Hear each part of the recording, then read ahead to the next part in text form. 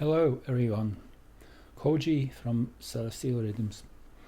Today is a powerful day. It's the midpoint between two cardinal points, IMBOLC or Candlemas. An ancient pagan tradition recognized the seasonal round as marked by the solstices and equinoxes. The year divided by 4. It's the 4 cardinal points, and the sun stands highest, and when it's exactly over the equator, when day and night are perfectly 12 hours long on the whole globe, these are the 4 cardinal points. So the midpoint dates between these natural events linked to the relationship between Earth and Sun specifically emphasizes the distribution of the sun's light associated with the season or time of the year. These midpoints honor the very ancient division of the year by 8, linked to the 8 phases of the moon, or the 8 directions of the medicine wheel. The first of these, which occurs at the midpoint between winter solstice and spring equinox in the northern hemisphere, is called IMBOLC and occurs on February the 2nd. Subsequently, this tradition was incorporated into Christianity and is regarded and celebrated to this day as Candlemas. Subsequently, this day has come to be referred to as Groundhog Day, reducing its reverent sacred meaning to superficial lore. Kind of how so many things have been hijacked and kind of twisted around. Not to say that the Groundhog Day in itself might be a really funny joke, but I guess the whole backstory to it is definitely not that much of a uplifting idea, a reminder that the passage of time does not necessarily equate to progress. I guess that's well put in a nutshell. As the famous movie of that same name definitely illustrates very well. Yet we as co-creators can breathe new life into ancient traditions and revive their sacred meaning and value, which is to live rhythmically and in tune with nature. Light a candle today with this prayerful intention, and it's this whole week, I would call it the Candlemas week. So any day in this week really resonates with this energy.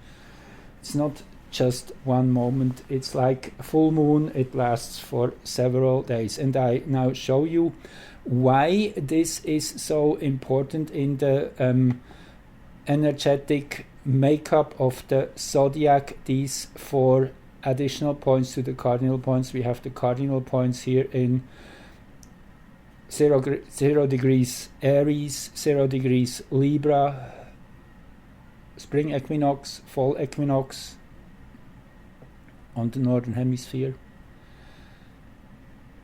The cardinal south, which interestingly is down here, and the cardinal north, which is here. That's the funny thing about the zodiac, it's kind of upside down, which adds to that figure 8 idea of the twisted circle and the counter moving planets and the planets through the day, through the houses. So it's that whole wonderful double Taurus idea, and I inscribed here that double Taurus, that's actually exactly how the energy field works in the zodiac. This came very clear when I first learned of that overlay of the 64 hexagrams over the zodiac, which is teachings by the Voice, the source of the human design system, which was channeled in 1987 on one of the Canary Islands, Ra-Uruhu. He was the one who received that message 11 days straight. He had to write down, he couldn't stop. So this is powerful information, and it is the binary code. It is actually very similar to what was found by the geneticists. It's the same sequence of 3 different building blocks spread out over 64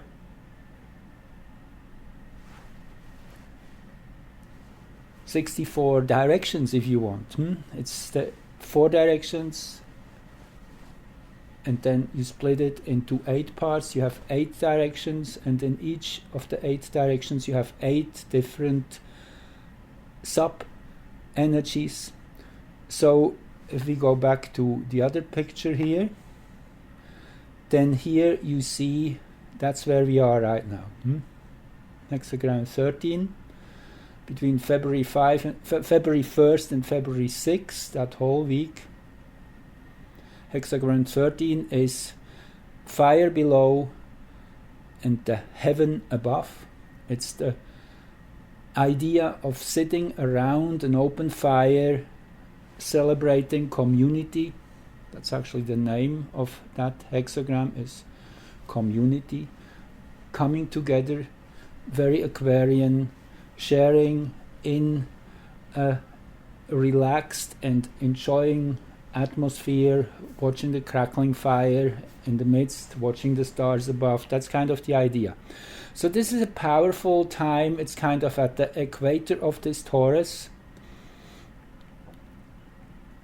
So let's now dive into astrology and look at what presently is happening. And I'm starting you off here with the Juno-Bienor opposition of February the 1st, just 2 days ago. This was exact. It is, however, an energy which has been building and will be present for quite a while. So this is these are 2 bodies which are moving in sync, more or less. Juno is an asteroid standing for partnership, teamwork. Interestingly enough, that this is the axis of the American nations, ascendant and descendant. Just quickly beaming back to that. You see 13 degrees 20 rising, conjunct the great attractor, by the way. So this is the chart. Okay, yeah, okay, let me get back to it. Okay, yeah, we started here with the one for Greenwich. Okay, so interestingly enough, well, let me first put it in a nutshell what the meaning is of that opposition. So Juno, as I said, is partnership, teamwork.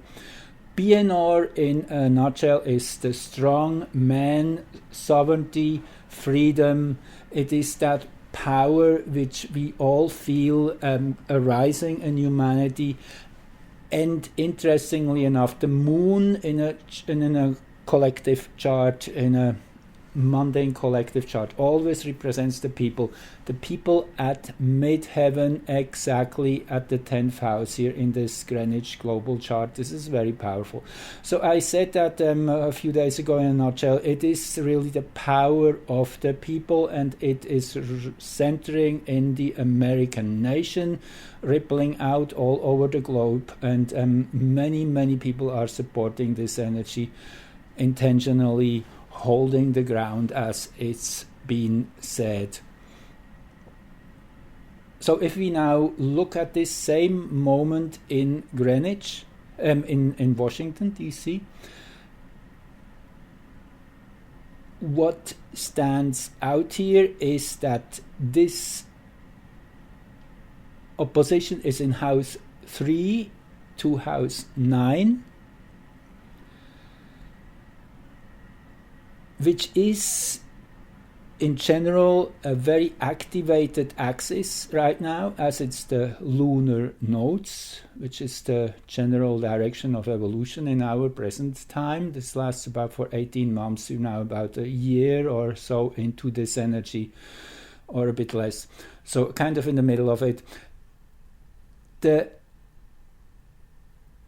evolutionary direction, Gemini, is putting the bigger universal truth into simple language, explaining it to the people who are not yet familiar with all the concepts, and kind of it's a time of teaching, really, of bringing down higher knowledge from above. And it's really nice, this inversion of the signs also already here with the ascendant and the descendant. It's kind of a balancing act which is happening. Maki rising, very beautiful. Chiron setting at the 7th house cusp. That's another of the main evolutionary drivers right now, this opposition. I talked about that in a few earlier videos. Maki is creation of a new society, literally. It's very hands-on and literal in the sense of creating 3D reality, something tangible and which you can touch.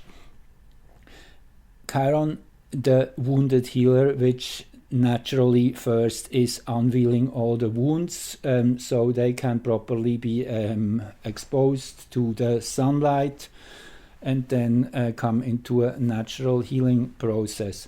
So this is really accentuated in this chart. Interesting that the American nations, Jupiter is right up here in this spot close to the zenith in house 9, very beautifully placed, kind of the receiver of that energy from Gemini. I'll show you quickly here in the chart. You see here we have Venus, Jupiter and the Sun right here at midheaven in this chart for this moment. So it brings them up here. So Venus, Jupiter and the Sun crowning high here, these 3 planets which are showing the American nations patriotism, I would call it. It's that love for home, the love for your protective environment where you feel safe and secure, and where you have all the luxury and comfort and the depth. And Cancer also is very aware of our ancestors. It's kind of that root, goes deep down, connects with where we came from, very conscious of history. All these things are beautiful qualities of the Cancer energy of the American nation. So this was the start of the week, and I guess I'm just cutting here.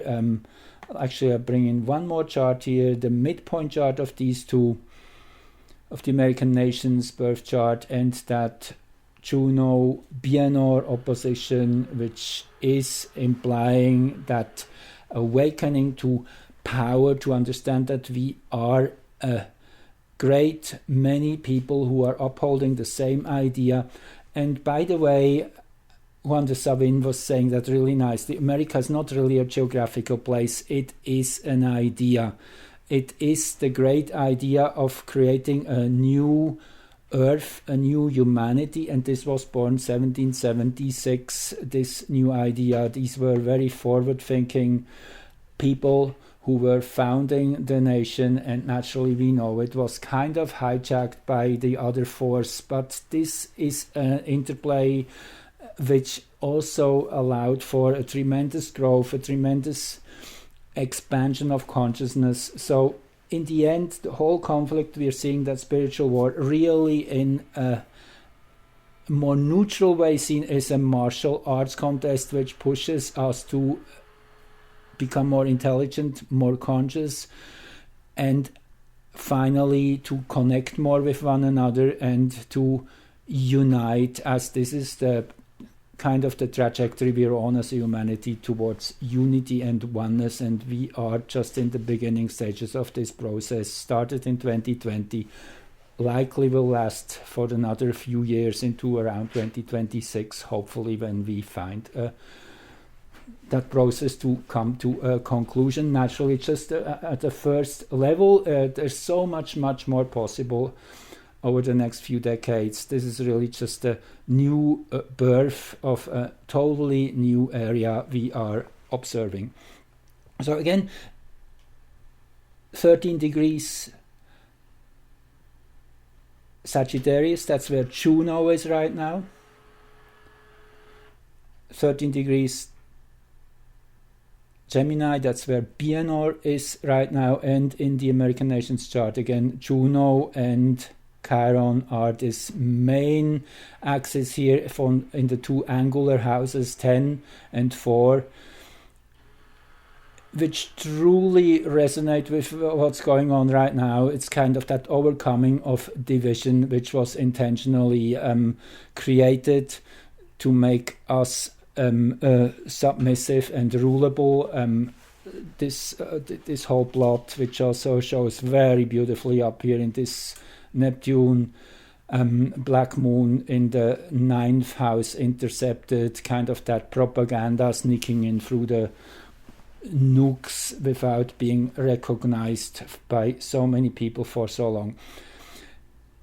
So this chart is really a powerful base stone, and when we now make the midpoints between this Juno-Bienor opposition and the American People's Chart, what are we seeing? Again, the moon, you couldn't believe it, you couldn't make it up, exactly at the 7th house cusp. Very similar to what we saw here in this chart. Here the moon globally at this moment up in the 10th house cusp, kind of the observers, the whole world observing, and the American nation is really the acting principle here in Sagittarius. And again, see the congruence here again. We have near the midpoint ascendant, descendant, it's actually reversed here. Gemini is rising, Sagittarius is setting, but again, you see, if we zoom back to the base chart and then compare it with well, I mean, it's just unbelievable, the synchronicities that this same axis would be activated. Moon, Saturn, Venus, interesting combination. It's kind of a sobering aspect in it, coming to terms with a reality which has been denied by many people. So it is really the beginning of a great awakening on steroids now. It has been going on for quite a while. Now it will just go up a few notches, actually quite a few notches, as I'm expecting something big to kick in tomorrow. Now, before I go on with a second video, I want to just quickly throw in the Mayan calendar. In today, IMBOLC Candlemas, February the 2nd, is 12 Chuen. That is the crystal monkey, the blue crystal monkey. It's the 51st day of this 260-day cycle. Why I'm pronouncing this very strongly, because tomorrow is day 52, which is the last day of the first castle, the first 52 days. I haven't really pulled up the slides here for that, but I talked about that earlier, and you can go back to one of my particular videos on the Mayan calendar to learn more on that. But in other words, tomorrow is the last day of the first castle of the red eastern castle, of sparking a new idea, of setting fire, and then on the 3rd that will be the last, and then the 4th will be, no, actually the 4th will be the last, and day 1 will be February 5th. Okay, I was slightly wrong, so forgive me on that. It is today is the 11th, actually. Today is 11 Oak. I was wrong on that. Today is the white spectral dog, energy of loyalty and closing shoulders, if you want. a 9 day, by the way, in numerology. If you add 2 plus the 5 for the year. So tomorrow is really a big new beginning with that 12 Chuen Akbal, which is actually day 51. Today is day 50, sorry for that little confusion. So anyway, tomorrow day, a number 1 day, and it will be the moon's ingress into Scorpio, which will set things off. I'm just showing you one quick chart here. This is the one I want to keep talking about in my next video. Okay, thank you for joining and listening. Take care. Bye bye. Love you all.